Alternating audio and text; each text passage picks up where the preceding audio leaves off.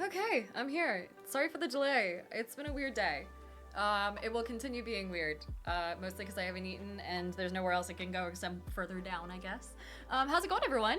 Oh my goodness, there's, oh man, why are there so many fucking advantages and disadvantages? Oh, did I not put a cooldown? I thought I put a cooldown on that. Oh goodness. Someone says, how's the eyes, Diana? It's not the worst, actually. I'm not supposed to be wearing makeup, but we'll just go ahead and not tell my esthetician about that. I'm also going to, let me see, do I have everything set up? Oh, I don't. I haven't gone live on TikTok. And also my camera is also fucked. Okay, wait, hold on. D&D advice. Done. Perfect. Amazing. No one has to know that I was unprepared for this game. The game? Day. I'm unprepared to speak. How's it going, everyone? Wonderful to see you all again. Let me fix this camera here real fast because it's bugging the shit out of me and I deserve to be seen at more than like 3 frames a second. So, deactivate, activate. Way better. Okay. Good God. How is everyone doing? I'll come through and say hello to everyone individually here in a quick sec. I just gotta, oh my God, there's so much shit happening. What's going on? Oh my God. Okay, wait, oh man. Okay, so first of all, Sterling wanted me to roll d20, saying, will date number 2 happen soon? If not, oh well. Draco then gave an advantage, and then Fen gave disadvantage. And then immediately afterwards, Vaden gave advantage, and then Fen gave disadvantage. Fen then gave advantage again, and then Vaden gave advantage, and then just Jazz gave advantage. I'm gonna do it with advantage. I'm not doing like quadruple advantages or anything in here. Listen, this is not a fucking shit show. We play by the rules, except for the fact that you're not supposed to do double advantage or anything. But we are like not double advantage. What's the one where you, it's like a rule where if you get advantage and then disadvantage, you fucking like, just things go wrong, horribly, right? Or you just cancel them out and then that's the thing. Sterling says they really want me to go on that date. Let's find out. Here we are with the D20. It is the same as always, except it looks way less impressive when I don't have the lights going. You can look at my rings though, they're tarnished. Here we are with advantage. The first one was a 3. Not good. And the second one was a 4. Oh God. Okay. Well, Sterling, I am so sorry. I don't know if you're gonna go on that second date. I wish you the absolute best of luck. Vaden said, why'd you bring the light of Eladriel to the stream? It hurts my vampire eyes. Here, let me at least balance it out with the actual, like, proper lighting that I'm supposed to have. Rustable said, I think tarnished and immediately I think Elden Ring. It's not great. Oh, also I had one on this finger. I don't know what happened to it.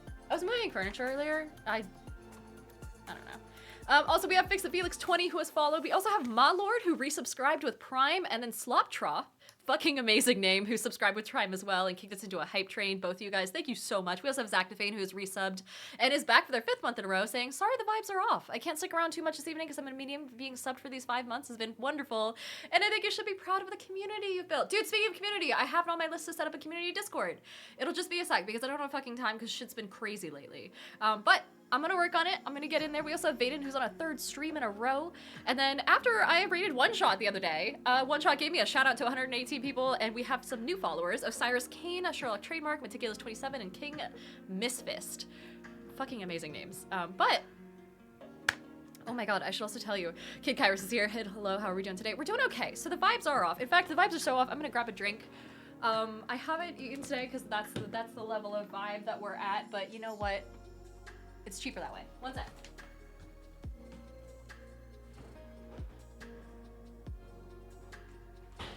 This stream isn't officially sponsored or anything by Avid, but since I'm their partner, they give me a lot of fucking ciders.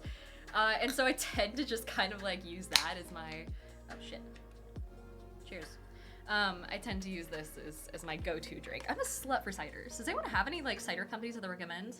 Or any like favorite flavors that they really like? Because I know that there's some really fucking cool ones out there. I had dude, there's this one company that makes a honey lavender cider every year. Sterling said, me and this person didn't really hit it off on the first date, so probably not gonna happen. I'm so sorry, Sterling, but also you probably deserve better if you didn't hit it off. Like, you're probably good. That's the thing about dating. After a certain point, it's either like, I don't know. Hey, Noah Mentarosa. Wait, Noah Mentarosia, hello. I think it's my, wait, Dulk Red says Locust Cider, literally any of their flavors. Hold on. No one tell Avid that I'm doing this, but I kind of want to take a look at this because the name Locust Cider has me so curious. Locust Cider. And it's also giving me flashbacks to when I ate that bug, is the other thing. We also have Scary Eye Patch, the real Gobshite. Welcome in. Gobshite? Real Gobshite. Amazing. But let me take a look here. I will say, I'm gonna fix my computer just like tonight. It's on my to-do list. I don't really plan on sleeping tonight, so it'll get done. Oh man, I am over 21. I am well over 21. Basically 25. I kind of like their branding. I'm a slut for really nice labels. I to this day have no idea what like good wine is or anything like that. I full on just like grab whatever, and please tell me I'm not the only one doing this. Just the nicest brands and the coolest labels. Like I got, Restival says, fuck you mean you're not planning to sleep tonight? I'm far behind on things. I have edits to do. I have anxiety to get over. I have drinks to drink because that's the best way to deal with anxiety. Please do not take that as gospel. The Diana of the Rose brand does not condone sad drinking. But still. Draco says, don't forget to make a channel for the things Diana's a slut for list. Yeah, that's a good idea, actually. Wait, can you guys let me know what kind of channels you want in the Discord when it gets there?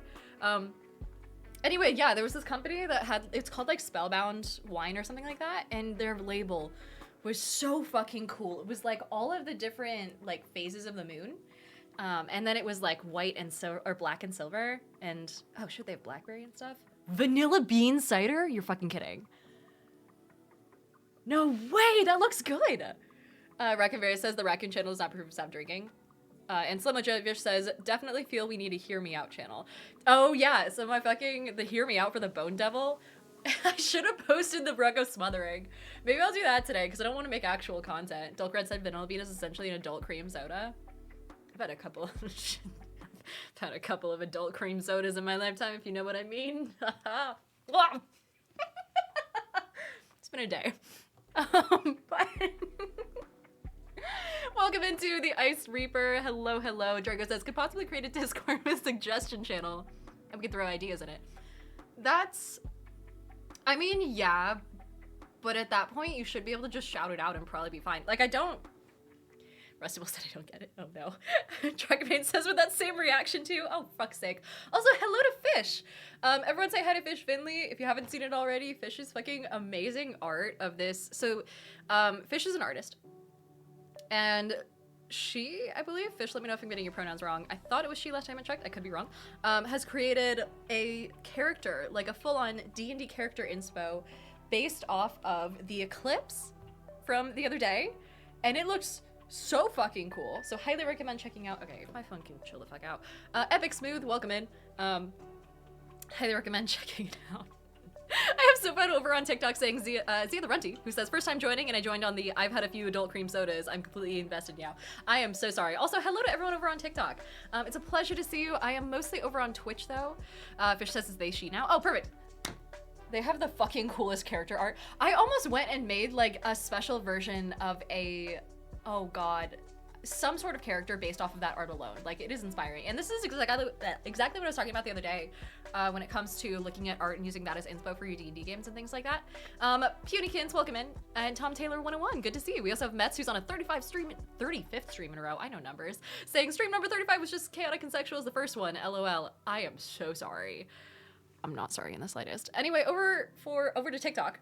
I'm over on Twitch. It's very difficult for me to keep track of both chats at once because they go quite fast. So absolutely hop over to Twitch if you want to hang out and ask questions, especially with regards to D&D and things like that, because I am trying to get back into actually being a TTRPG like streamer, more or less. I mean, I'm already drinking and it's gonna be a fucking day. So we'll see how that goes. Fish says I'll eat you the final drawing when it's all done. Oh my god, that'd be amazing, Fish. It looks so cool. It looks so cool. But Tom Taylor says hello. Hi, welcome in. We also have Chief Bearpaw 20. Hello, hello. And Slow Mo Jellyfish who says, I have a party trick where my friends throw me random art and I have to come up with a character on the spot. I'm amazing and modest. Hey Mayo, how's it going? And then Draco says, this is the great streamer Kiki once said, eat ass, drink ass. We do also have the lovely rest of the team for Baldur's Girlies coming in later today, and we're going to be playing Baldur's Gate 3. Hennessy Third Dimension, welcome in. But yeah, so I had some people in here earlier. If I missed a question, I'm so sorry. Chat goes by so fast and my computer is so slow. I'm gonna fix it after stream, I swear. But if you guys have any questions regarding D&D, including how to get into it, how to be a better DM, how to approach a certain situation, how to make a certain character concept work, anything like that, absolutely drop it in chat and I'm happy to help. Meanwhile, Lieutenant Lambchop, welcome in. Good to see you. So I think earliest chat I have is Sterling saying if anyone redeems disadvantage, I'm gonna lose my shit, which immediately they did. But we also had, let's see, people saying that, even Mikey Turner said happy Wednesday. Everyone was saying happy Wednesday. And then, there we are. Okay, I think I'm caught up. Drakman says I sent the email a little bit before stream. Oh, an email? Okay, I'll have to check it way the fuck later. If not like this weekend when I chill the fuck out a little bit. We also have, Drakavan says, at this point, there's only one question in my life regarding my future, and I probably shouldn't leave it to a die roll. Shit, what's my future like? I never roll for myself on this channel. Should I roll for a life vibe check? Is that dangerous? Is that tempting fate? Hey Onyx, how's it going? Tamarathon says Diana is troubled, she needs desserts. Desserts. I also just need to eat something in general. I've had water, and then I've had like a handful of Dungeness crab flavored chips, which they're mid. Not that great. Nami, TFT, welcome in. We also have Lambchop saying, sorry to say this, you have perfect teeth and it hooks me. Dude, okay, so I've talked about this so many times. I think it's actually in the description of this chat now, because so many people are like, they ask me about my teeth and what I do to keep them this white and things like that, or perfect or whatnot. First of all, braces for like 3-ish years. I had to pull 4 teeth to get my fucking crowding to chill the fuck out. And then I also, I used Crest 3D white strips.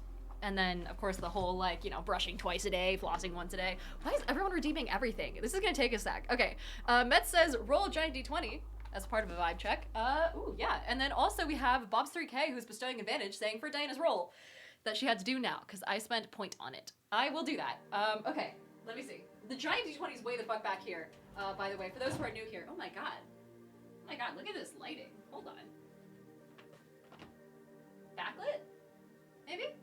I have no idea what this looks like from here. The shading is god-awful. But this is my therapist chair, by the way.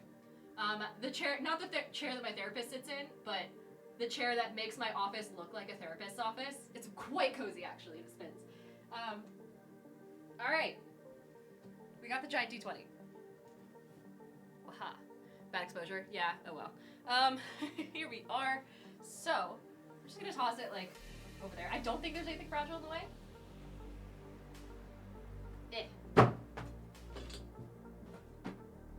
My shit! It knocked over my cards. Okay, first one was a 9. And then for counterbalance, I'm gonna toss this one over this way, because I think that's funny. A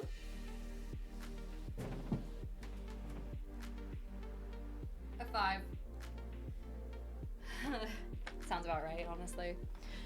Anyway, let's see. Reckenberry says, Diana, quit trying to plan thirst traps on stream. I am in a constant state of planning thirst traps. What the fuck are you guys talking about? I'm thinking about thirst traps right now.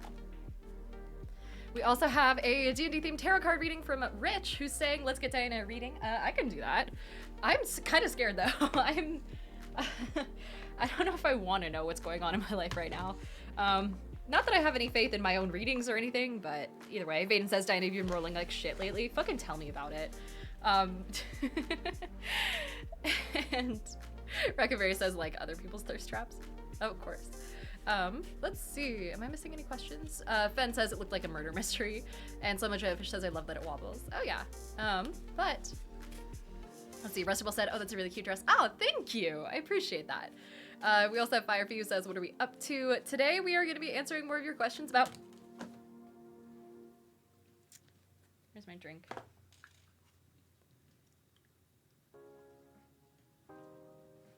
Cheers, audience.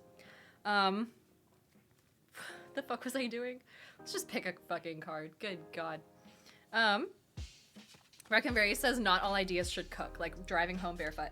I will defend driving home barefoot if the alternative is driving home in heels, only because heels fucking suck to drive in. Draco says, oh wow, the vibes being off really affects everything. It's been a bad day, y'all. It's not good. It's not a great time. So we're doing our best to recover, though. I did get one positive, which is that I got my D&D varsity jacket, which is nice. And then ladies man 0895, welcome in. Fences has been a bad week, TBH. I'm so sorry. Okay, here we are, the 8 of charisma. Please focus. Really expecting everything, isn't it? Oh well. Man, how about this? Because it is nice art.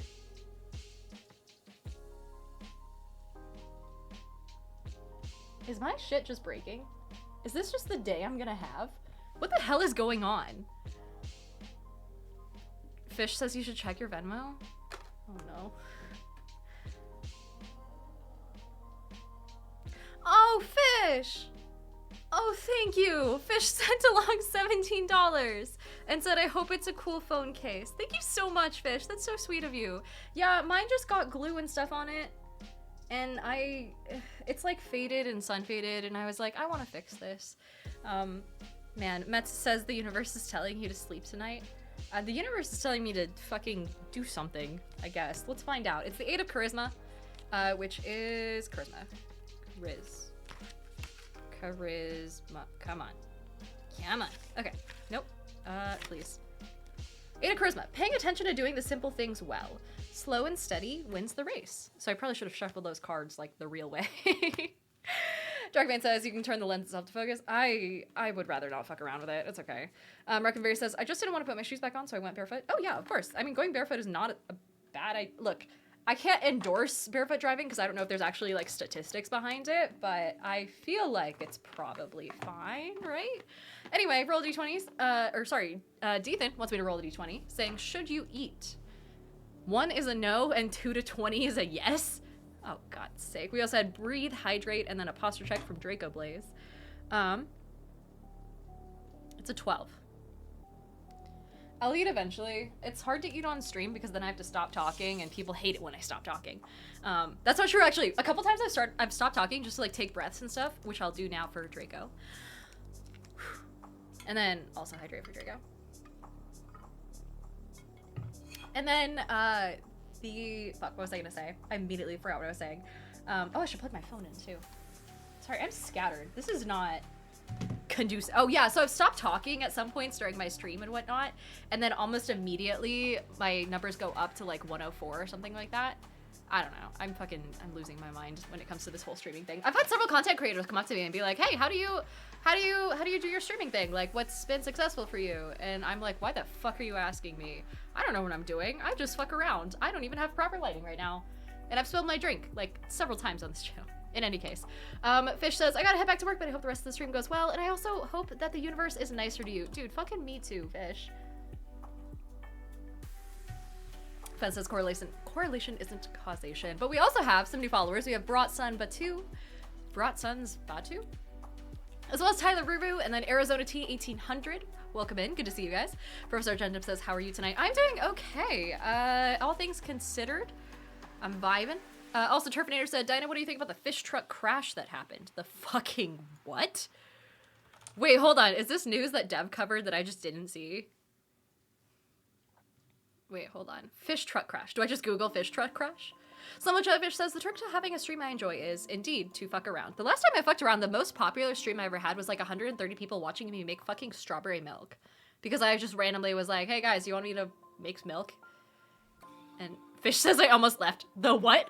Hold on. Fish truck. Is it a spill or a crash? Spill. Draco says Team Mount. Okay. 2 days ago, a truck carrying 1,000 live fish, 100,000 live salmon crashes, tipping the fish into a creek.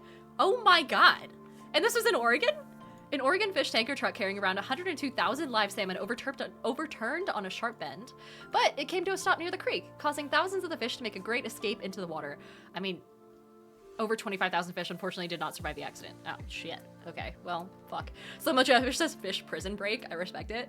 Also, Reckonberry says, where do we get the D&D varsity jackets? They are from Critical Dice. He actually sent me a link to them not too long. So I saw him wearing it at PAX. And I was like, listen, buddy, where do I get one of those? And they finally came out. So that's where you can get them. They are actually like proper quality. They have those nice like interior pockets, so I can slide my phone into the inside. I wanted to add pins too and whatnot. Leon says, at least at last I'm able to see the stream. Welcome in, Leon. The driver managed to get out of the crash with only minor injuries. Man, they really extend the word count on these on these fucking articles. Let's see. The 77,000 fish that made their rush to escape into the creek as the truck crash will likely return there and produce approximately 350 to 700 adults. This shouldn't impact our ability to collect future broodstock or maintain production goals in the future. Wild. We also have Bushi Duransu and then David Tilstra, who have followed in. Welcome in. Hello, hello. We also have Super J-Man, who's speaking up for the first time, saying, sounds like the truck rolled with fish advantage. You gotta be fucking kidding me. It's a good joke, and that's the worst part. David Tilstra says hello, and we also have Bushi Duransu, who says, yo. Hello, guys. Welcome in. Ashley Badger is here lurking, and we also have... let's see, Reckonberry says, who may my little fish brothers be blessed with clean water in the afterlife. Yeah, I mean, it doesn't look super clean for the guys who are, like, over here. I should probably stop showing... The accident will cause a 20% reduction in adults returning to the river, but will not impact the department's production goals. Okay. There's also, like, 2 typos in that fucking... in that caption alone. Oh, God. Man. I would be... Sometimes I think I would like to be a like, news reporter or something like that, only because I can speak fast, but I get tripped up on my own words way too much. Draco says Bear's eating good this week. We also have Evan Smarty said, I hope they get reborn as something better than a fish. I mean, a salmon is a pretty solid fish, isn't it? Turfinator said, I wonder if those fish were ironfish. Oh, God. Not the fucking ironfish again. Chat, for those that weren't aware, a little while ago on stream, I was talking about an ironfish, and I tried to show it off, like, because people didn't know what it was. And essentially, I'm afraid to talk about it again, actually. I don't know if I want to talk about it again. The last time did not go well. Dan Siebert, welcome in. Hello, hello. Let's see. Halfbound420 says, Ayo, hello. Also, Bishidoranzu said... A quick question. A YouTube content creator by the name of Ginny D recommended 2 books for solo D&D play. Would you agree with those recommendations and or give alternatives? Solo D&D play, I don't have a good alternative. I don't have a good system for. I haven't seen what Ginny D said because I don't follow the YouTube side of content creation. Like, I ran into Ginny briefly at Gen Con last year at a content creator, like, party, but I haven't talked to her. I do recommend her roleplay advice. I haven't seen anything on as far as like solo games go, but I will say as far as solo RPGs in general, I do recommend Tainted Grail. It's been set up on my living room for like a week now, and it's so much fun. FX Marty said, does an ironfish taste like fish or like iron? It tastes like a mistake. It tastes like my computer crashing. Dan Siebert says, hello, found your advice on Insta and stumbled me in here. Welcome in, good to have ya. Bushidoranzo says Tainted Rail. Gotcha. Tainted Grail. So essentially it's like this dark Arthurian fantasy type game. It's so fucking cool. I have both that and then there's like 3 main campaigns and I have all of them because I pre-ordered them actually at this time last year for my birthday as like a little birthday gift to myself, and it arrived maybe like a couple months ago. We also have Cal Folis, who's here. Who has followed for the first time. Onyx says, what are you sipping on? We're sipping on a blood orange hard cider from Abbott. Please, for the love of God. Oh my God. It focuses on the product placement? Oh, fuck off. Okay.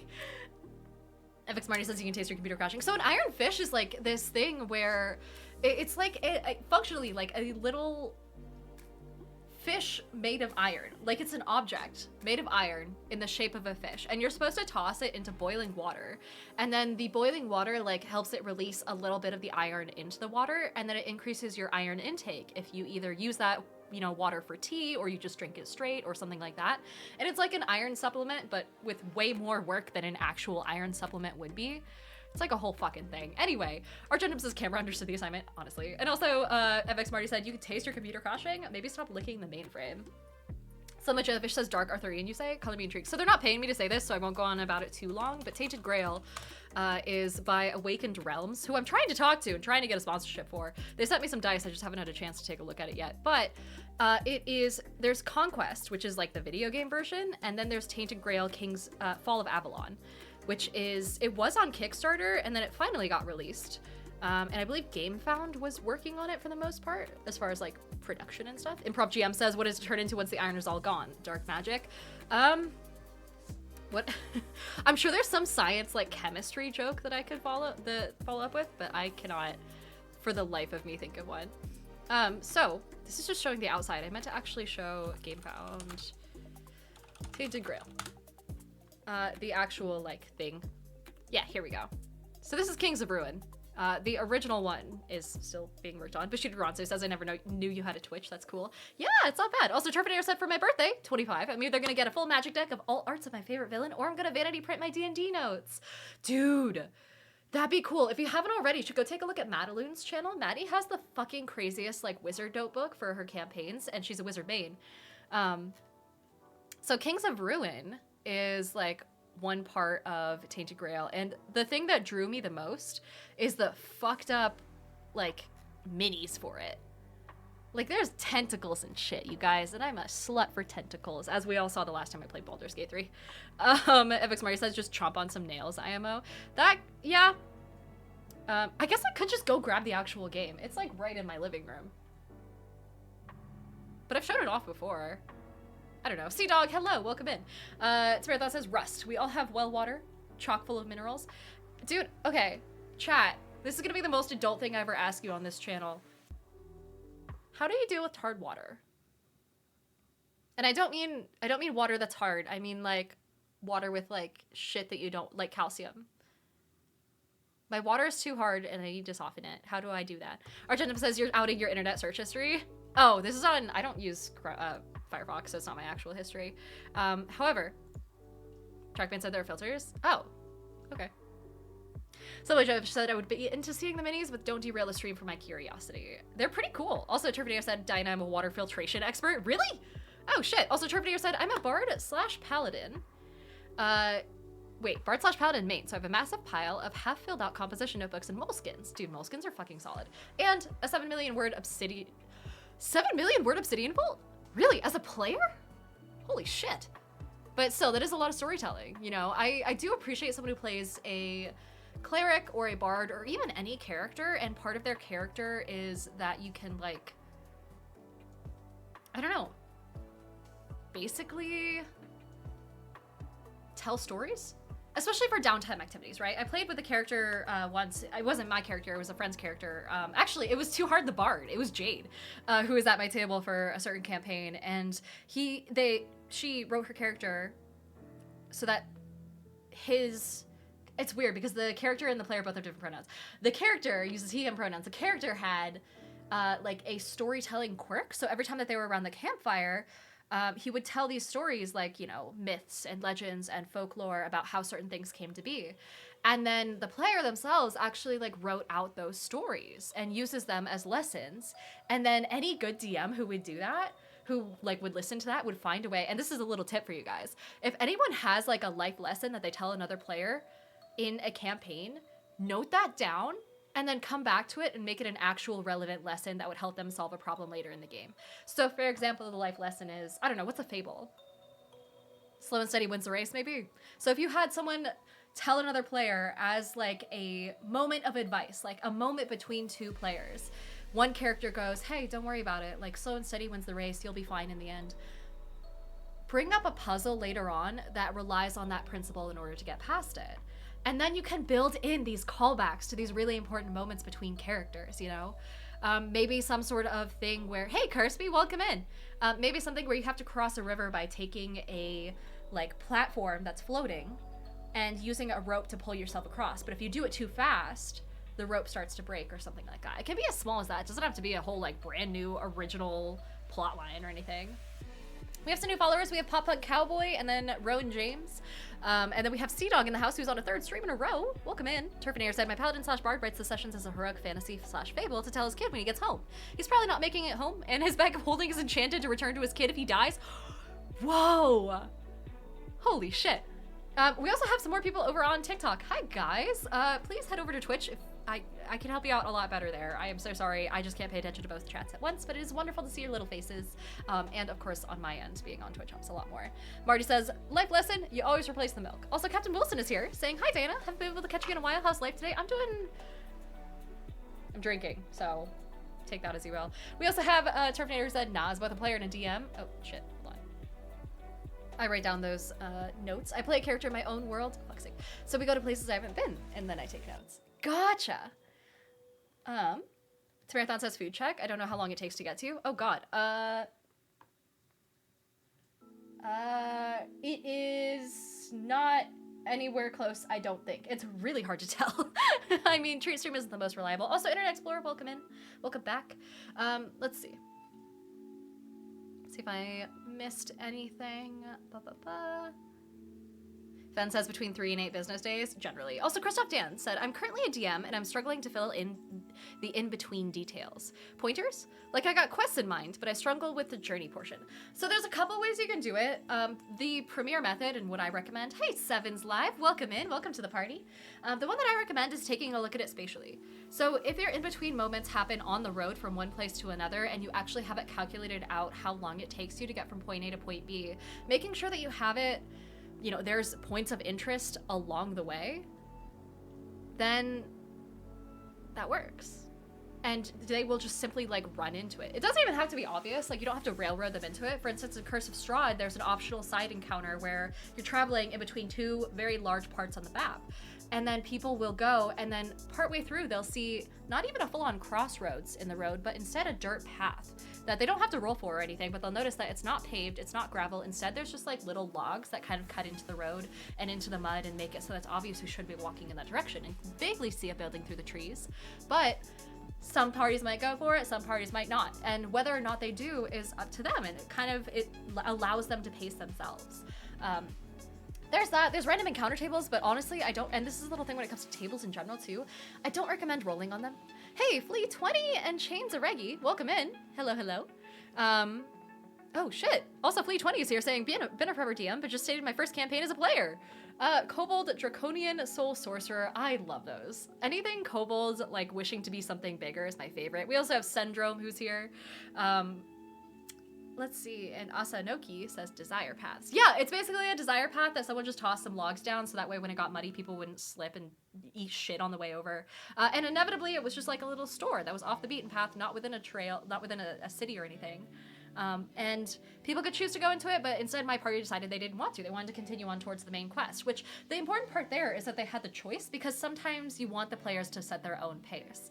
And so if you set something directly on the road in front of them so they have no choice but to run into it, that can be a little iffy, especially if they are the types of players, and you can feel this out. You can just ask them directly how travel pace and like, you know, pace of the story is going, and see what they say. That's probably something that you should just check in with them on periodically, regardless of whether or not you feel like it's going well or if you feel like you need to change things up.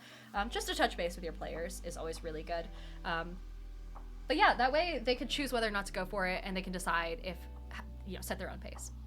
So, Syndrome is here saying, hey, I need some help with Baldur's Gate 3. I just started it and I got the Druid quest. I saved Halsin, but the Grove is closed. What did I do wrong? So when you save Halsin in the opening, like that first section, he doesn't join your party or anything. I don't know what, I haven't gone down that tree yet. I can't remember what I did to the Grove, but it wasn't closed for me, I don't think. I would try and take a look at the wiki and take a look at the Act 1 options when it comes to the Grove in particular, and see if maybe there's something that went wrong there. Maybe it's closed temporarily. The game is so fucking dynamic that people are still finding new options. So we have Green Beans and Soup, Silverman Gaming, and a Stubborn Rabbit who have all joined the party. Welcome in, you guys. And also to those of you over on TikTok. Oh my god, someone says I love your podcast. Thank you. I love my podcast.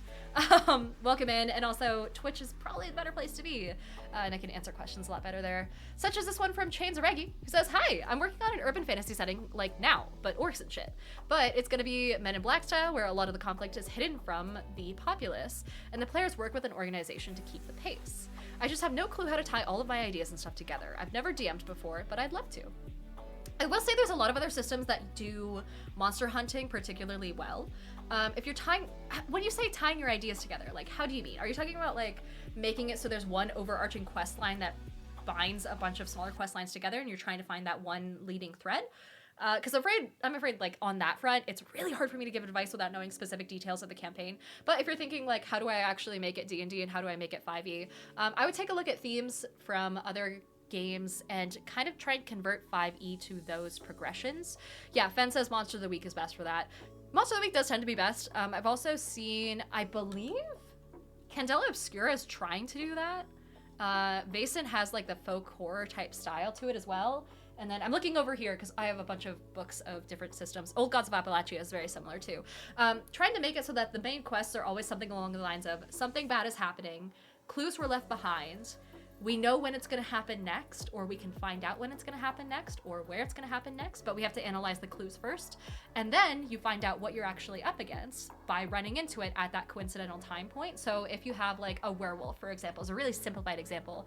You have evidence of a first attack. You never saw the attack. There was maybe like a witness or two, LA Noire style, but you guys arrive on the scene, you see the evidence of it, you see tufts of fur everywhere, you see claw marks, you see a dead body, you examine the body, you examine the claw marks, everything. And then you're like, okay, we have it on good authority that it's going to happen next at the full moon. You go there.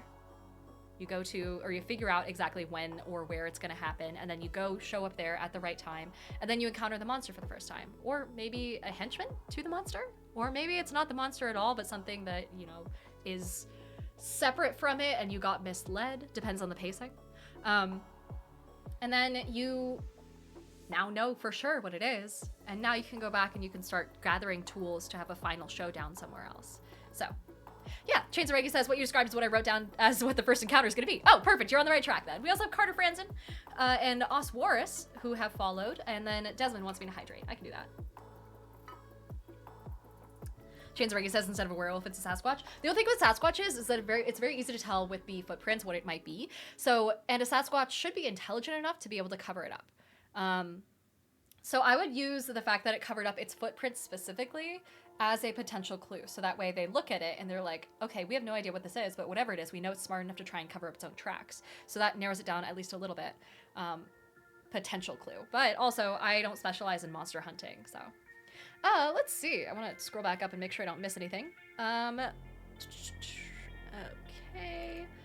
Sea Dog in the House says, I'm thinking about making my group do a rumor about themselves and then mix them up with the group. Yeah, so you can do, this is a really good intro, like new party activity that you can do, where you can essentially do 2 truths and a lie, where you have every single character write down 2 small truths about themselves and then a lie on different slips of paper. And then you mix them all up, and then you distribute them to everyone else. So you essentially want to do as many, you have them write their own rumors, or you have other players come up with rumors and make them canon, but generally it's easier if the players write down their own rumors, and then you just kind of like distribute them out, whether or not they're true. And that's the other part, is making sure they're not 100% all true, because that's just boring. And then everyone starts off with those rumors, knowing, depending on what the characters are, knowing that about each other. And then they have to figure out if it's true or not, or they build their opinion of that character based off of those rumors as their first starting things, because that happens in real life too, where you hear something about someone who is in the back of your class in physics in high school or whatever, and you're like, oh, I don't know this person. And then someone else comes up and they go, oh, yeah, I mean, I heard that they were homeschooled for the longest time and their parents are divorced and they were raised in a cult. You know, fucking crazy example. And then from then on, you're gonna analyze everything that that person does through the lens of the first thing you heard about them. It's kind of like the primacy effect, if you know psychology. The primacy effect is just this thing where whatever the first thing you heard is what sticks out in your mind the most. It's what you remember the easiest. So in a sequence of numbers, for example, you tend to remember the first one that is said, either that or the last one that's said, usually not the middle.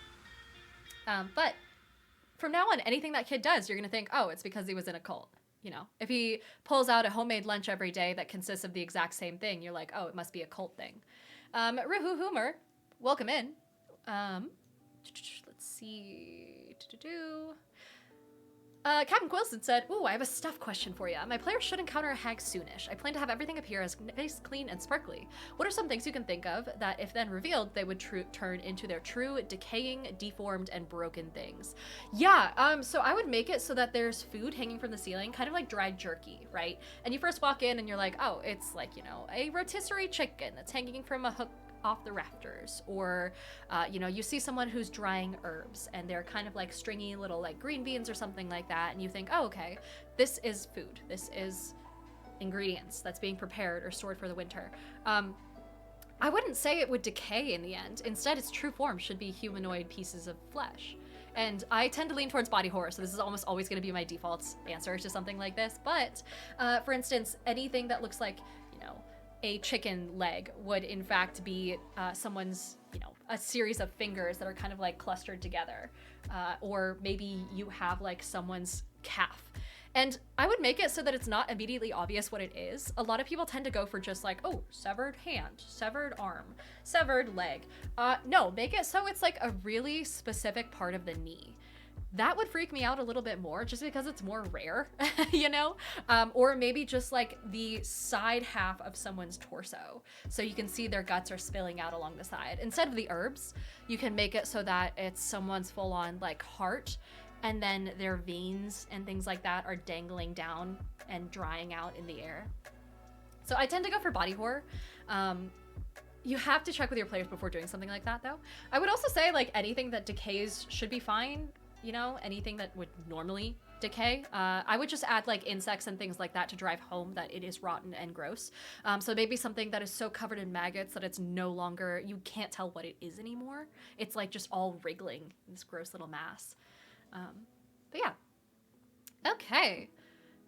Oh, Professor Argentum says, finish your thought. Why wouldn't you roll on the random table? So the random encounters table, any random encounters table, it's okay, but between you and me, fudge that roll. A random encounter table can be just kind of boring. Like if you run into skeletons 5 times over again within the same like fucking 20-minute walk, it's just boring. Wouldn't you rather have it so your players like are, as you get closer to like an ancient temple, you have a higher chance of running into, for example, a priest walking away from there who may not be good, or maybe they're walking away for a specific reason. Like I would tailor your random encounters to the area that you're in. And you can do it by just simply reading the table and choosing whatever seems the most thematically appropriate for the moment. Like rolling, it leaves too much up to chance, and you can craft a better story if you use the context of where exactly they are, how long they've been traveling, things like that to inform your choices. So yeah, I use random tables as like a selection of options, not like a random selection of options, if that makes sense. But yeah. Let's see, Cash Cal's here. Hello. And then also, NixDrumK says, I have a rogue trickster proficiency in playing cards. Use the cards to cast spells, like Gambit. You can summon a familiar, telepathy with a familiar, like Professor X, and at level 17, you can steal spells, like Rogue from X-Men. We also have Chains of Reggie, who said, oh wait, no, I read that one already. Christoph said thank you. Oh, of course. Also, Slumlight Jellyfish says, random encounter tables could be 1d4 squirrels or 1d4 dragons. They're too swingy for my liking, and I like thinking up a handful of interesting potential encounters that expand the world a little. A fantastical creature, a traveling merchant with news from the city or a far off land, signs of a fight or a cart having come off the road, a driver waving you down. Fix my posture. To help make the world feel more real and alive. Exactly. I would also say you can break out random encounter tables because they tend to be too broad in modules as written. So if we look at Curse of Strahd, for example, it has a random encounter table for Barovia as a whole. Instead, if you take it so that the different sections of Barovia each have their own random encounter table based on biome, it can be a little bit easier. So like, sure, you can randomly run into Strahd anywhere, but like there happens to be a higher chance of that if you're on a road. Or you can run into an abominable Yeti if you happen to be in the mountains somewhere. Or if you're by the lake, you might run into like a mermaid or a naiad or dryad who is disguised. Something that's actually terrain dependent makes the world feel a lot more real. And then that way, if you do want to roll a random encounter, you can, but the choices that you have to choose from are more realistic. Let's see. The onesie dad says, so I have this one player who has a cursed book. She has to make a DC 10 plus 1 each save on a long rest. On a failed save, she has to read the book. When she reads the book, she rolls a D350, and the page, or the closest page that it lands on, is a monster. And that monster appears within 300 feet. So if it's cursed, I'm assuming she doesn't know that that's the case, right? Oh man, I would just say, like, be careful about that, because throwing a random encounter at your players and having it be deadly is asking for trouble, because it's virtually guaranteed they're going to try and fight unless you prime them super well beforehand to know when to run, and random encounters are really hard to prime that for, so I would just be very careful about that. I would be hesitant to make it, like, straight up a pull randomly from the monster manual type thing. Especially because the monster manual has the fucking Tarrasque in it, you know? It can ruin your encounter if you want to play it straight to the lore. Sea-Dog says, here's a dumb D&D weapon, but only used once, where the player stacks all the dice they can, but if it falls, that's how much damage the creature takes. So the goal is to stack. Dude, I've never tried dice stacking. Listen, I've never done it, and at this point I'm too like scared to try. I don't know the order that it's supposed to go in either. I assume it's D6 first though, right? We also have Recuverus says, I'm back from my shower. Welcome back. And then Fen says, don't play Blades in the Dark. Light. Just go play Blades in the Dark. You probably could reskin Blades in that way too. I forgot the context for that. But yeah. Chains of Reggie says, mostly I need to know how to even set up a campaign. I'll have to check out Monster of the Week, but I have a general theme as to what the overarching story is, but I don't know how to do the small details, and that's where the devil lies. Yeah, the small details will mostly just be triggering an investigation and then carrying out an investigation, you know.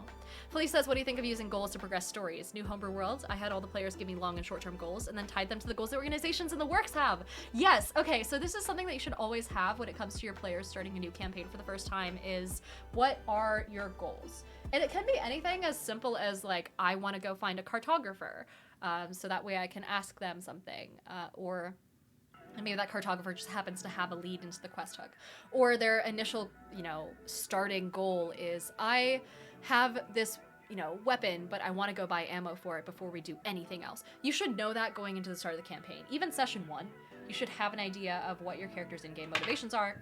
And you should also keep in mind how those change. So I always tell my players, like, guys, if you have any goals at all at any point in a campaign, if you even want to check in and give me like a little segment of notes right before we start each session. So anything that's like, I want to have a conversation with this player while we're on the road. I have them let me know that as soon as they physically can, so that way I know to have time for it. And it's the same with like APs especially, and I know not everyone here is in an AP, but like we were talking about this the other day with Dungeons and Demigods, which is live every Thursday at 3:30 Pacific time on Madeline's channel. Highly recommend it, because it's, oh my god, so much fun. I also just reposted a really nice highlight on TikTok of probably my favorite moment. So go check out TikTok for that. But okay, I stacked everything except the D20. I don't know how to do the D20, so sorry. That's all I got. I need it anyway. What was I saying? Yeah, so with Dungeons and Demigods, right, we have 6 players. Not everyone can have their moments during a session, and so instead we tell each other, like, okay, this is our goal for this session. I want to talk to this character. I want to have this moment. I want to get this thing out there into the world. I want to state this as an idea, things like that. Making sure everyone's aware. And then everyone else can kind of like, at least if they like each other, build in time to make sure that happens at a session, and that way everyone has a chance at a fulfilling session. G.I. Joter, welcome in. I also have Sterling wanting me to hydrate. I can absolutely do that. So I grab this D4 from my fucking... Yeah. Got it. Okay. Philly says, what do you think of using goals to progress stories? Oh yeah, I just read that one. Also, Touchdown, welcome in. Hello, hello. And Slow-Mo Jellyfish says, watch Supernatural and copy them. Actually though, so Supernatural, you can, I wouldn't copy like the monsters one for one or like the scenarios, but you can take a monster and then just put it in a different location, and then it's gonna be such a unique story just from that little shift alone that your players are gonna have no idea what the fuck you're referring back to. I would also make it so that if a creature has a certain weakness, change the element of that weakness. So if something is weak to fire, for example, you can change it so that they're weak to water instead, or cold damage, so that way they can't metagame. It's a very easy way to shift up a, you know, mix up a story. But yeah. Okay. Bushido Ransu says, last question from D&D 5e, what class would you rebalance, improve, and or change? I hear a lot of monks get a lot of shit, and I wouldn't know how to change them because I don't play martial classes. I play druids for the most part, and then potentially clerics. But I'm a druid main, and druids are fucking perfect and nothing needs to change about them. I like it. There is a whole website, and I forget exactly what it's called. Oh, fuck. I think it's rpgbot.com or .net or some such, which goes through every class and all the subclasses and what their best qualities are, and then how to best optimize for those builds. So, I don't have a whole lot to say when it comes to balancing, since I'm a forever DM and I tend to, you know, I run the world, I don't play in it, so I don't have a whole lot on that front. Sorry. Still. Let's see. Turfinator said my favorite forest creature is the T-Rex. Dude, can you imagine? Oh man, I'm also a strong believer in the fact that dinosaurs shouldn't just be restricted to a certain like location in the world. I think you should just throw dinosaurs everywhere. Hot take. Mostly because as a druid main, they're beasts, and I can take a look at a druid at a dinosaur and then turn into it, technically. So I don't know. I like that. G.I. Joter has subscribed. Welcome in. Thank you so much for the subscription. We also have a stubborn rabbit who says, how do I speak with confidence and energy like you? I mean, it's really cool because I recently got socially awkward. Recently getting socially awkward is kind of a weird one. I haven't heard that before. I would mostly just say, oh God, I don't know. I never used to be like this. I would say being physically confident in yourself is a really big first step. Because whether or not, like, it's hard to just be confident. I was never confident in the fucking slightest. I was shy as shit, still kind of am, but content creation helped out, so kind of tossing out my thoughts to the world and just like that performative aspect of it really helped. And people are generally nice, and so being able to assume the best in people, and usually you'll be right, is a really solid way to kind of teach yourself to get back out and be okay talking to people, because generally other people want to help. Actually, like, truthfully, psychologically, people want to help each other. So that's always nice. I will also say, yeah, physicality helps. So if you are feeling kind of down for the day, like, you think I'm wearing this dress for funsies? I'm wearing this dress because I had the shittiest day of the past like 6 months today. I'm wearing it because I wanted to do my hair nice and look good and make myself feel better by fucking force. And then that helps the confidence and things like that, because if you feel like you look good, then you'll, you know, understand when people want to talk to you first, and you'll be like, I don't know, it's hard to describe, and it takes getting used to, like, years of practice. As far as speaking fast, though, that just comes from a quick train of thought and being Latina, and also really wanting to get to everyone's comments. So I try and speak fast so I get them out of the way and then like have them checked off, because I hate skipping comments in my head. But yeah, Captain Wilson said I have a phone call to deal with and they'll be back. Aye aye, Captain. Salmon Jellyfish says, I've done 2 truths and a... Yes, that. Yeah, the 2 truths and a lie thing helps. I've also seen it so that people will just... And I kind of touched on this, where every player sits down at the table, and if they're familiar enough with each other's characters, like they know what everyone else is playing when they get into it, then you can have them sit down and be like, oh, I hear the paladin once, like, broke their oath but then returned to the fold. And you can have them write down that rumor and then give it to the paladin and be like, here, determine whether or not it's true, and if it's true, make it canon. Write it into your backstory. And then that can help the players kind of workshop their backstories with each other, and then they don't tell each other throughout the rest of that process. It's just that beginning part where they come up with rumors. But it's really good when your players are like, hey, I have a character idea, but I don't have a backstory for it, is put it in the hands of everyone else. FTP Pots, welcome in. We also have Bozo Flash and He Who Hacks, same with Fiddle Forge. I don't know if I said that already, but hello, hello. We have Slummo Jellyfish, who said, another connected thing I've done is steal from masks, which is powered by the apocalypse. When the party first comes together, I have a list of questions that I ask random players to ask about how they all met and the circumstances surrounding that. It's a lot of fun. So I will say that relies on your characters already knowing each other and already having that sort of like, oh yeah, we've worked together before, like we are familiar with each other, we're a team already sort of thing. I generally, like, strongly prefer cold starts, where, and this is actually... Don't tell Indifference I told you this. This is what the next episode of the Atlas Loom is going to be on. Is us talking about character starts. So you guys are like working on it. I should actually be writing these questions down. But getting players to introduce themselves to each other and having the whole, like, you know, basically not making it so you start in a tavern. Hello, Rasta Dreads 420. Good to see you. Is a very powerful tool, and I once had it so that for a one-shot, it was Wild Sheep Chase, actually. We made it a drunk shot. It was me, Latinas Against Spooky Shit, L from, I think, LMNOP. I don't know how to... I think that's them on TikTok. I can't remember their exact username, but they're a cosplayer. And then we had Forrest, a recovering academic, and then we had our Lentric. French Islander, welcome in. Hello, welcome to the party. But He Who Hacks says, why is she speaking at 2 times speed? Because I don't know how else to speak, and I get so tired of other people talking slow that I talk fast out of fucking rebellion. I'm here to bring up the national average of talking speeds, if anything.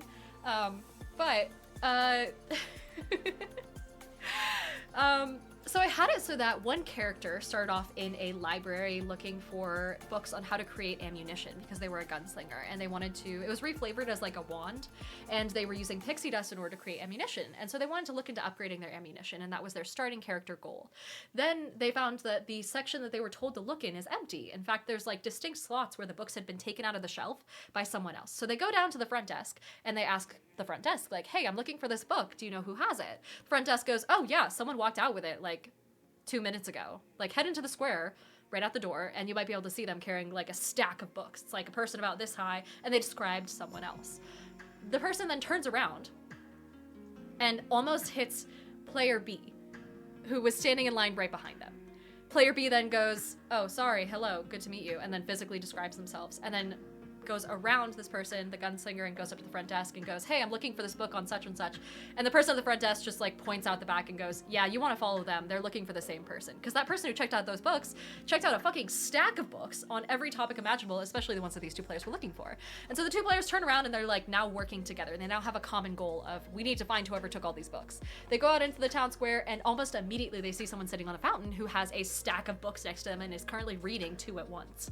And it's like this little kobold wizard person who is sitting there, and then the kobold just kind of looks up as they approach, and that was player C. Player number 3. So player number 3 then goes, oh, yeah, I have them. And then they start arguing a little bit, but like talking loudly. And then someone next to them who's also lying next to the fountain sleeping off a hangover just sits up and goes in a Texan accent, can y'all keep it down over there? And that was player number 4. So this proximity thing works really well. Player number 5 was introduced when combat broke out, and then they just like looked over, and it was like a turtle monk, I want to say, who like poked up and was like, oh, I used to be an adventurer. A combat is perfect for me, and then sprinted over to help. And that combat was like their start. So yeah, it's less of a cold start, more of a, oh God, what do you call it? It's kind of like a very long one take, you know, where you start with one person and then they run into person 2. Both of them go up and find person 3 for some reason. Person 4 just happens to be nearby and overhears something in the conversation that they're interested in. Combat starts and then person 5 comes in, you know? So everyone kind of like gets collected together, and it's much better in my opinion than having it where you're focused on one character and then you zoom over and you focus on a different character who's in a completely separate scene on their own. Because then everyone's just kind of waiting around, twiddling their thumbs, waiting for their moment. So anyway. Yeah. Fen says they call that a oneer in the film industry. Yeah, essentially, try and turn your intro into a oneer and collect the characters as you go along, where they each run around into different sections of the world, and yeah, they all just end up in the same place. The only thing about that is you want to make sure everyone's in very close proximity. You don't want to make it so that they're running halfway across town. And I would even tell your characters ahead of time, like, hey, by the way, the entire party is currently on this block. Do not leave this block. Or they're in this room. Do not leave this room until everyone's collected. And then they'll know, like, is it a little bit of a spoiler? Yeah, but we're going to hand wave that because it's session 1 and we really need them to get together before we get into like the meat of the campaign. So generally, they're pretty okay with that. Mac4662, welcome in. Thank you for the 2nd month of resub. Hello, hello. Okay, let's see. It's 5 o'clock. We've only been going for an hour. Oh my God, we got so many questions. I love questions. Let's see. Chains Reggie says, bruh, if I wasn't typing on my phone, I could go into a 3-hour diatribe of what I got going on. Diatribe is such a good word. Oh my God, and Mac also tipped $17 for your phone case. Thank you so much, Mac. We also had someone tip that earlier, so I will put it towards, I don't know, guys, what should I do for a dono goal? What's a good birthday dono goal? Drop your ideas now so I can scratch them down in like 3 hours when I finally get around to it. Hello, Simi. How's it going? We also have Vaden, who says, lol, one of my friends is still in a cult. Oh, God. We also have Rue Humor, who says, I don't know how to play D&D, but the movie was fire. I liked the movie. It was very predictable, but also it was like a kid's movie. Real Alex Laster says, new dono goal, more alcohol. I am actually buying more alcohol because I'm having a cocktail party. Okay, wait, what do I need? Mixers. Honestly, 17 still makes sense for that too, so I could probably just do that, right? Let me see. How much do mixers cost? It's probably more than that, actually. Here, let's do this. We'll save it, and we'll do like, I don't know, 25. It takes a hot sec for PayPal to get through to me anyway, but how about that? Because I need to do a cocktail party this weekend. If you guys have your favorite cocktails, by the way, I'm always open to suggestions for things that aren't just like an old-fashioned, a Long Island, or like a Sex on the Beach. I mean, I'm always down for a Sex on the Beach, but not... It's a little bit of a basic bitch cocktail. I prefer like a White Cosmo, you know? So things like that, where it's just slightly different ingredients, but it's unique and refreshing. It's really fun. Lee 90s says, I'm a noob, but I got into D&D because of Baldur's Gate 3. What's the difference really between sorcerer, wizard, and warlock? So thematically, a sorcerer they tend to do like the Skyrim equivalent of evocation magic. They tend to do magic based on the elements that is destructive and harmful in nature. Wizard is a jack of all trades, so they can do literally any type of magic. Like, their subclass is generally the class of magic that they choose, the school of magic. And then Warlock, it kind of depends on what you're after. They also tend to do kind of damaging magic. It really depends on your subclass, but sorcerers just kind of have their magic innately. It's through their blood. It's from something that they're descended from. So you could be descended from a dragon or from a celestial or something like that. And that tends to be your origin story as far as where you got your magic from. Warlocks get it through a pact. So you go up to some ancient entity, or some ancient entity finds you, they save you from death, and they go, hey, I just saved your life. You need to serve me, and in response, I'll give you some powers. It's not always evil. A lot of people play warlocks as evil, but I've had like positive warlocks. Magical sugar baby, says Rustable Cup. That's exactly right. I've had positive warlocks where people are, you know, pacted to celestials, and the celestials are like, hey, I need you to do this thing for me. It's for the greater good. I just can't interfere myself, or like I can't be bothered to do it myself, or like you're gonna be powerful enough and I want to train you up to be able to do this yourself.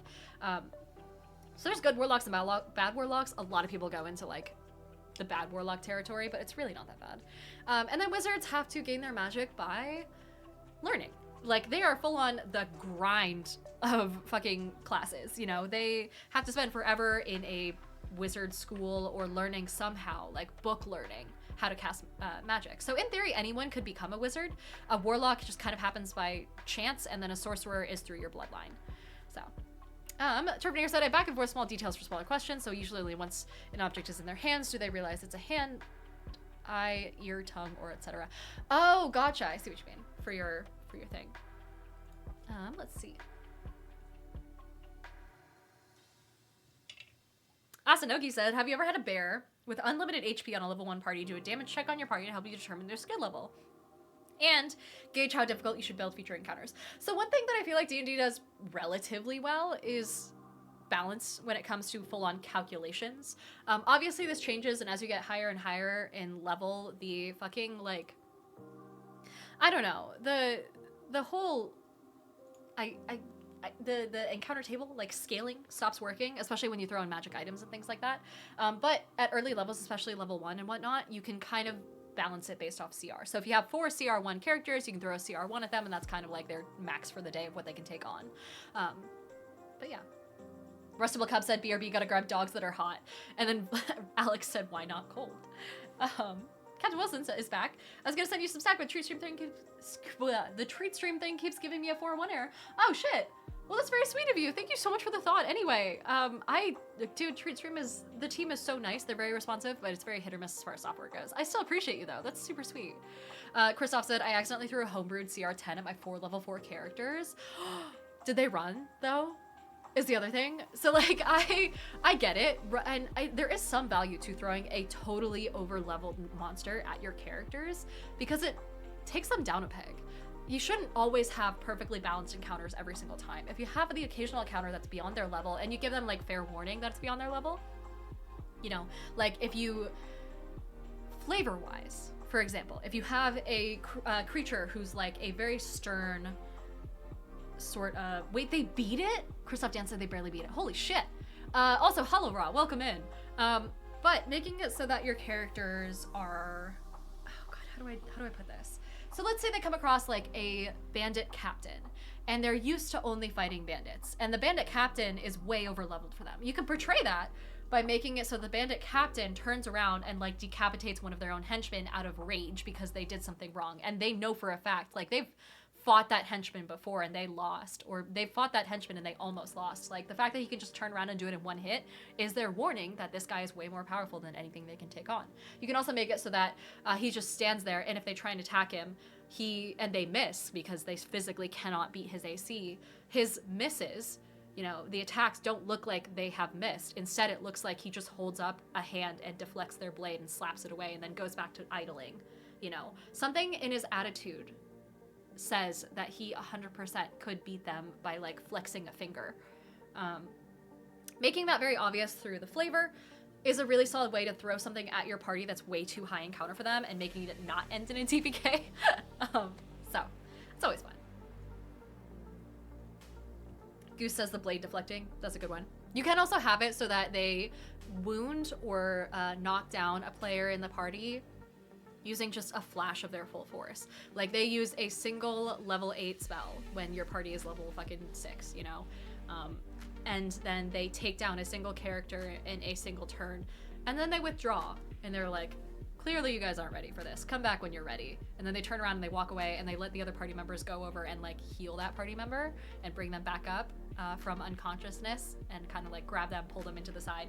Something like that, which requires mercy is the only thing. And the only problem with any of that advice is that it does require the creature that you're fighting to be a thinking, feeling creature. It has to be able to strategize. So if instead you're trying to think of like a monster-based encounter that's way too high level for them, I would try and use the lair as your kind of like warning, you know, making it so that when they approach like a dragon's lair, if they're not a high enough level to bring on a dragon, maybe nearby guards or patrolmen or huntsmen, kind of like as a random encounter that is not at all random, and you just like throw it at them. You can just, that was supposed to happen way earlier, whoops. You can then make it so that the hunter who is in the forest nearby is like, oh my god, yeah, there's a dragon over there, and then gives them like elevator eyes and goes, you're not nearly powerful enough to take on a dragon. And, you know, the hunter then starts telling them stories of the things that the dragon did kill, or like the things that the dragon, you know, destroyed, essentially. And then they can use that as like a measuring stick. Or the hunter goes, sure, you can try, but the last party that did it was way more powerful than you, and they came running, screaming back to the tavern back there, which then prompts your party to go back to that tavern, talk to the defeated party, and then maybe get some extra insight, or maybe get a side quest that might help level them up to the point where they can then come back and fight the dragon later. So kind of like breadcrumbing them into a higher level by saying like, no, you're not powerful enough to fight this dragon yet, but go do this instead, or go talk to these people instead, and they'll tell you why. And then leading them from there into a different quest line that they can then circle back around to.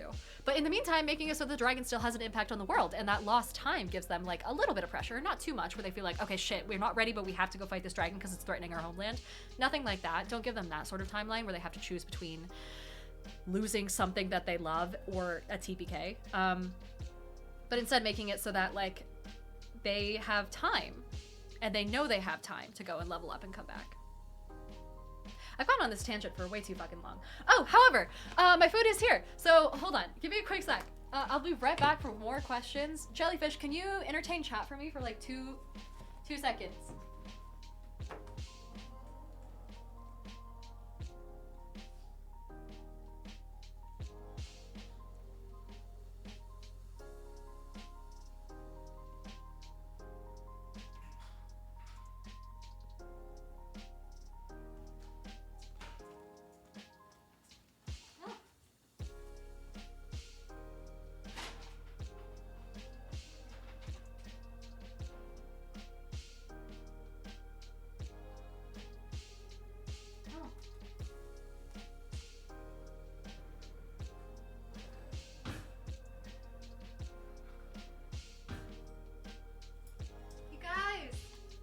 I think it was Marathon, sent me a bun cake, like a teeny bun cake.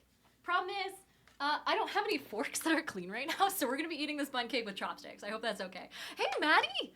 Oh my god, hello! How's it going? Goose says butt cake. Bunt cake, you fucks. It is strawberries and cream. Let me do this. I've never had nothing but cakes until bunt cakes, until I moved here, because we didn't have it where I was from. But pretty fucking solid. Thank you so much. Jellyfish says, hi Diane, everything's fine. Is it? Is it actually? Some random guy says that looks so yum. Yeah, it's not bad. It should have been chocolate raspberry. Maybe it's chocolate raspberry. I don't know. What does it say? Oh yeah, white chocolate raspberry. Okay. I don't know how this is gonna go. Oh man. I'm okay with chopsticks, but not nearly this good. Oh. Not cutting good. Okay. Oh god. Oh man. Cheers. I almost just tapped this to the camera, but I would have gotten frosting everywhere. Desmond says bun cake with chopsticks is definitely a new one. I live to experiment. Shit, that's good. Nixter says, what's the difference between Aluminum Man and Iron Man? Iron Man stops the bad guys, and Aluminum Man foils their plans. Jesus. Goose says just chop it first and then stick. I'll worry about it more when we get into Baldur's Girlies. We also have Copper Fox, who has just followed, and I need to get back into these questions. Let's see. Ruhu Hammer says D&D players speak a different language, I swear to God. I will say, if I ever say something that you guys aren't familiar with as a concept or, you know, as a buzzword, let me know. I will absolutely, I will try and define, because I realize that there's a lot of, like, fucking industry knowledge tossed around. Hero says the bundt cake fan was invented in Minnesota. What the hell else is from Minnesota? What's useful out there? Also, Lead Sailboat, amazing name, says greetings all. And then Fen says, I like the Ghost of Salt Marshes. Oh, the Ghost of Salt Marsh? Because it's broken into tiered tables. Exactly. I feel like more things should have tiered tables, fuck's sake, by default. And then Jellyfish says, my favorite random encounter I did was a needle blight in a sleeping bag. No, really? Oh, that is so mean. I will say I also reposted my bedroll mimic idea not too long ago. But Hero says me. Oh, I'm so sorry, Hero. Minnesota's great. All hail Minnesota. But yeah. Fiddleforge says Minnesota, home of Motion City soundtrack. Great band. And also Nixter says MOA is in Minnesota. What the hell is MOA? I'm behind on my knowledge. I also love, let's see. Oh god, I missed it. Oh yeah, Turfinator, who said, everyone can steal my favorite encounter, a 5-foot rod of iron planted perfectly vertically in the middle of the road, 1 foot deep. And that's it. What is it supposed to be? Nothing? That's it? Shit. Nixter says the Mall of America. Okay, what the fuck is the Mall of America? Same with Hereford. What is the... Is it literally just a giant mall? And is it still alive? Because I know malls have been, like, dying for a hot sec, right? Joe Rod said, I was curious how you handle telling players what the magic item is and what it does. So I usually, it depends on the player's expertise. So I make it, and this is a homebrew rule that I talked about forever ago, but I don't know if anyone actually caught it because it was mixed in with a bunch of others. I make it so that you can't just short rest to identify an object. You have to have someone cast identify on it, or have some sort of existing lore that would lead you to know what that item is in particular. I mostly do that because it's not realistic. Magic items, you can't tell that they're magic by looking at them, so why would sitting with them for 30 minutes tell you not only that they're magic, but also that they're a very specific kind of magic and here's exactly what it does, you know? It's not realistic. So instead I make it so that every shopkeeper in existence basically can cast Identify, and then you can go up and spend, you know, 5-10 gold to get that spell done. And so, yeah, I don't know. I try and make it so that Identify is simultaneously more necessary and more common. And as far as actually telling someone what something is, I DM it to them. So if someone sits down and they cast Identify on a Cloak of Protection, I would then, if it's something in particular that's like cursed as well, I DM the info to them so that way they can choose whether or not to share it. I don't do this for asshole players though. If I know the player's an asshole who's gonna like fucking steal the item or something like that, first of all, I would talk to them out of game and be like, hey, don't fucking steal shit. You're the only one who can cast Identify, and that's just an abuse of power. But also, yeah, I don't know. Or if it's something where I'm like, everyone should know that this is something and I don't want to rely on the player to tell them. Those are the only two instances where I tell the whole party. Otherwise, I DM like a screenshot of what it is to the player who is identifying. So, Desmond said, DMing private info is such a good move and I wish more people did it. Yeah, it was really good because, okay, spoiler for Curse of Strahd, in the very first segment, the very first town, there's someone who sells meat pies. And they have this effect where they can, essentially, if you eat one, it's made of children's meat. Not only that, but after you eat one, you fall asleep that night and you have the best dreams of your fucking life, but in the morning you have to roll a Constitution saving throw upon waking up. And if you fail that specific, oh god. If you fail that specific saving throw, then you are addicted and you have to continue eating those pies made of children. Maddie says this is fucking play about me. It is! Hi, Maddie! And so I had a player who was Maddie, Hemlock, a Fearbolg wizard, Fearbolg, who identified a pie and, like, I think someone vomited it up or something like that for some reason. And then, like, yeah, and Maddie, you cast Identify on the vomit, I'm pretty sure. And then I DM'd Maddie, and I gave her the info on what it was and what you can do to cure the effects. Because, you know, rule of cool. Is it actually a magic item after its vomit? Who cares? You know, it's a good idea. And then Maddie then grabbed the entire party and yanked them off the road into a quiet corner and then told them everything and was like looking around and trying to make sure no one could overhear that they knew what was up. And so that fear And like the look on Maddie's eyes, you know, if she were to read what the fuck the pies were and didn't know already, because I have no idea if she knew already from playing it beforehand. Long story short, private info is really fucking cool for roleplay. All right, I'm gonna check on Baldur's Gate 3 because I hear through the grapevine, and the grapevine being Maddie, once again, fond of knowledge, that there is a hotfix that I need to deal with. We also have Tatty Dad 1, who was followed, and Copper Fox. I cannot remember for the life of me if you had already gotten a hello, but Maddie says, I knew, but I sold it, don't worry. Thank you, Maddie. Fucking stellar.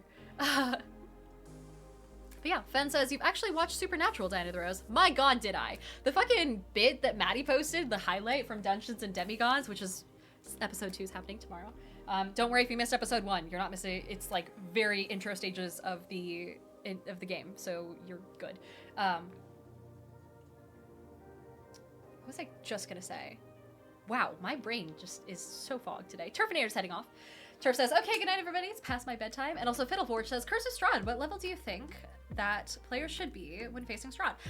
It depends. I think Strahd is CR like fucking 15, and I run it as 18. And so I think my players are getting up to level 13 before fighting her in my game. Hey, Ben! Ben says, oh, hey, you're cute. Hi, Ben! Maddie says I made a terrible mistake. I was changing Will's pajamas and I accidentally clicked on Carlac, and now she's talking about her life, so I'm just gonna leave it so the people don't miss out. Oh, it's amazing. Also, Maddie, are you live yet? I'll give it like 7 minutes and I'll join you. I also don't think that I have a hotfix ready to go, so we're good. But yeah. Max says, that was amazing. Where can we listen/watch Dungeons Demigods? Oh boy. Oh man, you are in the right chat, because you can follow, nope, fuck, not that one, it's 2 Ds. Ignore that, Madaloon, but instead click on the Madaloon that's in chat right now. And Maddie says I'll go live like 2 minutes to the time. Okay, perfect. Maddie, can you say the words Dungeons and Demigods in chat for me? Real fast? Hi, it's me. That works. I'm just gonna pin that. Actually, you can pin it. That's okay. I'll do it because I feel powerful when I do things like that. But yeah, so go follow Maddie. And Maddie says Dungeons and Demigods. Perfect. There we go. Okay, perfect. I think I got it set up. Dismiss. Perfect. Great. I know how to stream. Ben says I have a show in Vegas in 2 hours, so I won't be able to watch tonight. Ben, where's my fucking hot dog water? Ben messages me at like fucking, I don't forget how late it was. It probably wasn't even that late last night, and goes, hey, I'm in, where were you? You said you were in like some tiny New York replica in the middle of Vegas, right? And he was like, do you want anything? And I'm like, yeah, can I get a hot dog, extra water? Ben says it's in my thermos. I asked him to freeze it and then send it to me in specifically ice nugget form, and I have yet to have it appear in the mail. So I will be increasingly upset. Maddie says you have to watch because Diana plays a hot angsty plant lady. I do.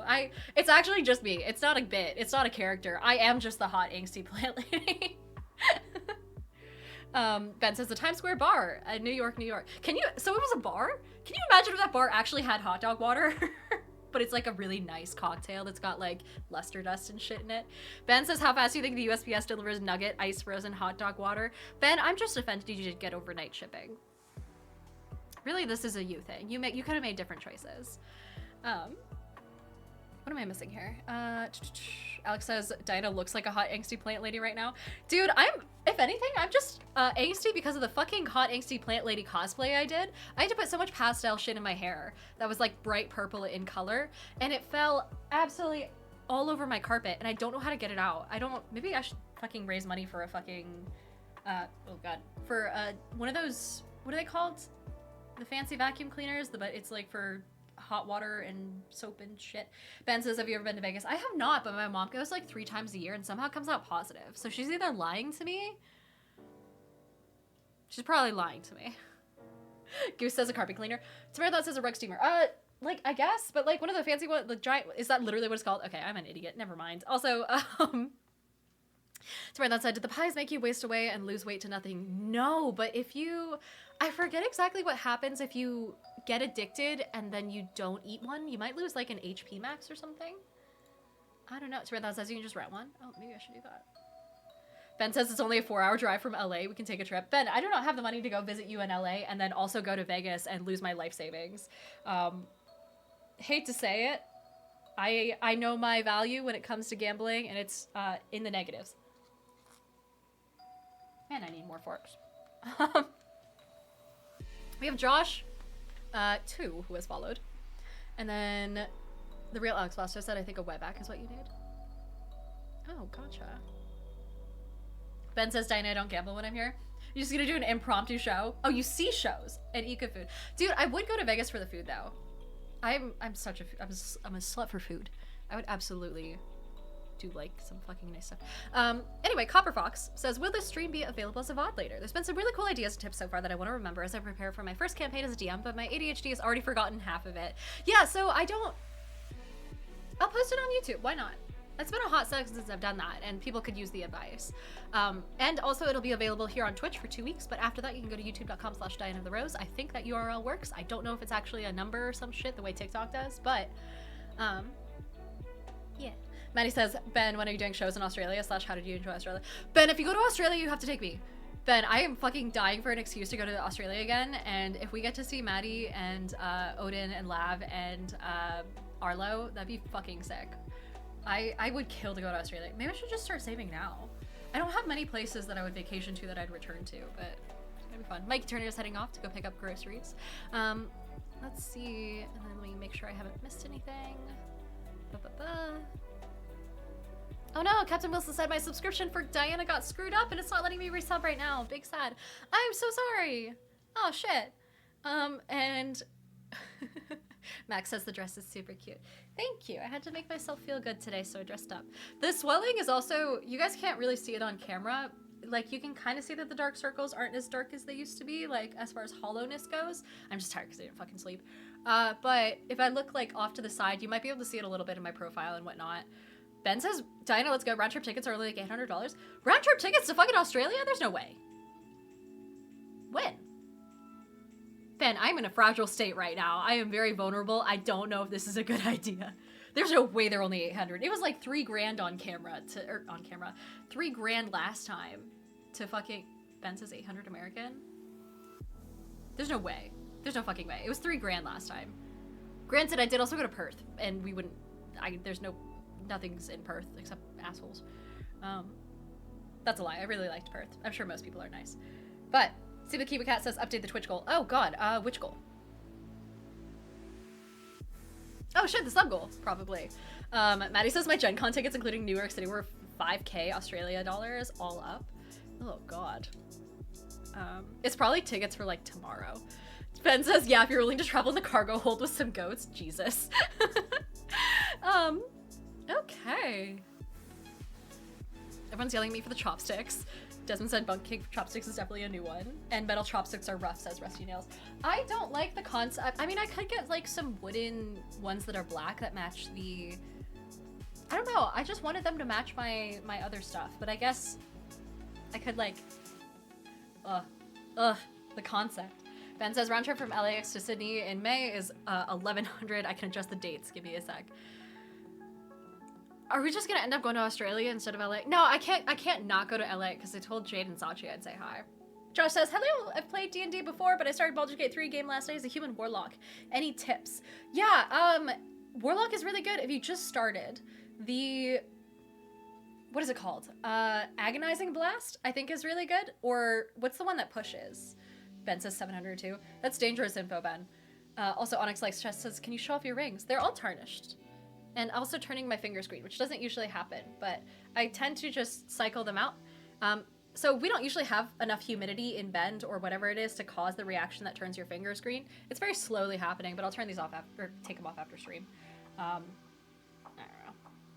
Repelling Blast, that's the one. Thanks, Asanoki. So that one's really good. Let's see.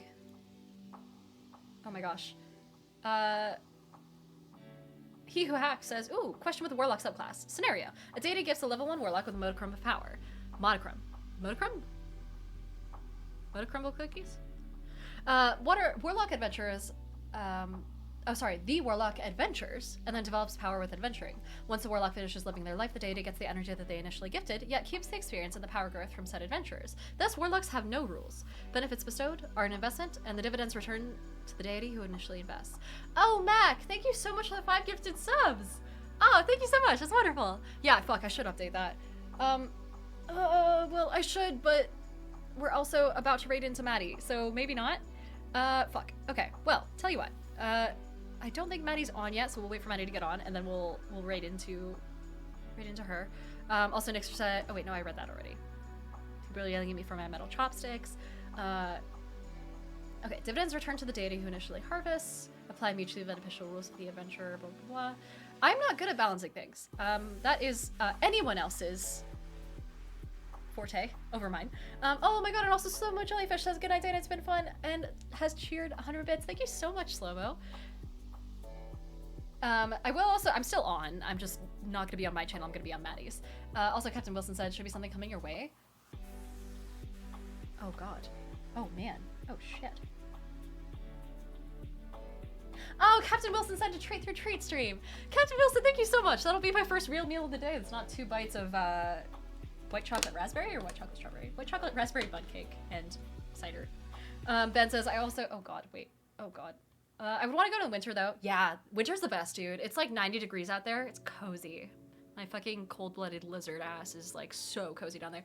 And probably also take American, because I'm a gold member. So it'd be about 1K for round-trip tickets with free check bags. Is that for per person? That's not bad. But I'd be super down to go to Australia in the winter again. Like, it's easier for me to mentally and physically to go to Australia than it is to like go home to Portland. That'd be fun. Ben says to eat food. I've been sad. Give me a break. Also, Ben says, I also have an Italy trip planned for September, so maybe not this winter. That's valid. Very fair. Goose says, just go next winter in January. January is when I went in 2022. I had a breakup, and I was like, you know what? You know what fixes a breakup is Australian accents. It did not. It made it so much worse. But the concept was sound, so highly recommend fleeing the country if you break up with someone. Also, we just reached a sub goal. Oh, thank you so much to Mac, who has gifted a sub to Goose to make that happen. We've got 520 subs on the channel. That is amazing. Thank you all so much for your participation and for your subscription and for your lovely selves being here. Maddie says, okay, I'm live. Okay, solid. I'll be right there, Maddie. And let's see. Captain Wilson said, no clue if you'll send utensils, but you shouldn't need him for that one. Okay, that's ominous as shit. Irrelevant63, welcome in. The real Alex Blaster said there's a hydrate redeem, but where's the eat food redeem? There is one. There's an eat redeem. It's just like, it might be on cooldown. I don't know. Ben says, let's just go to Italy first. I'm down. I'm super down. Dude, fucking Italian gelato. Okay, so I went to Switzerland recently, and by recently I mean like summer last year. The Italian side of Switzerland was my favorite. They were so nice. It was close enough to Spanish so that I could kind of understand what was going on. Zach, hi! Onyx Slice Chest says, did your ex have an Australian accent? How did it make it worse? No, the guy that I met down there was just an asshole, and is no longer in the community for several reasons. Marathon says, eat. Oh, I can do that. Zach, you came at a wonderful time. I'm out of utensils, and consequently will live. But the gelato was amazing. I subsisted on that stuff. Okay. So, Maddie says you should come over during my birthday and then we can party. It'd be fun. Zach says, are you using chopstick for cake? I ran out of forks. I have no further excuse except for, listen, look, life's too short to use the right utensils for the right things. I will eat my soup with a fork and make you guys watch. Not today, though. Instead, we're gonna raid Maddie. Pick a channel to raid. Madaloon. So, for those who aren't already followers, highly recommend following so you can pop in and join the conversation next time. And for those who are curious, I found out recently there's a thing you can do where you can like actually get notified when I go live, because it's not like a default. There should be a bell somewhere down there. So go ahead and click on that if you want to know easy peasy when I'm going to be live next, but I'll also just tell you, it's going to be Monday, 5 o'clock Pacific time. Same with Tuesday. Wednesday, we're going to be back again at 4 o'clock. But if you're curious and you want to see more of me between now and then, tomorrow, it's gonna be Dungeons and Demigods over on Maddie's channel, which is where we're headed into. So if you want to see me play D&D and play a druid, which I always fucking talk about doing, but I've never actually like done on camera before, subscribe to Maddie or follow Maddie here in about 10 seconds when we raid into her. I'm still gonna be on stream. I'm gonna be playing Baldur's Gate 3 with them. I just won't be on like this channel, but you'll still be able to hear and see me. So we'll go ahead and hop over there. In the meantime, have a wonderful night for everyone who's not sticking around, but who, if you are sticking around, let's play some Baldur's Gate. Last time we kind of seduced the Emperor, or got seduced by the Emperor. Something like that. We'll do it again.